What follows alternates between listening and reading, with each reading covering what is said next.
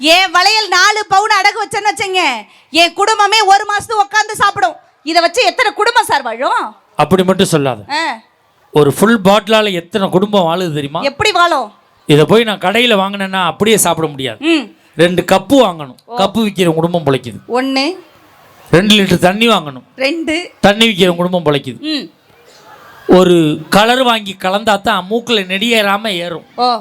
3 ஒரு உப்பு கறி வாங்கணும். 4 ஒரு சுண்டல் வாங்கணும். 5 ஒரு ஃபில்டரை இழுத்து விட்டாதான் சரக்கு ஒழுங்கா உள்ள இறங்கும். 6 ஊறுகாயை தொட்டு அப்படின்னா தான் போனது வெளியில வராம இருக்கும். 7 குடிச்சிட்டு பாட்டில் தூக்கி போட்டா ஒரு ஐஸ் வாங்கி திம்பான். 8 ஓ நகையால எத்தனை குடும்பம் பொழைச்சிச்சு?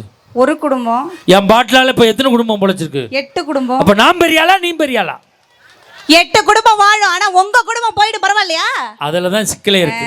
உண்மையிலே நண்பர்களே, மது அருந்திவிட்டு வாகனம் ஓட்டாதீர்கள்.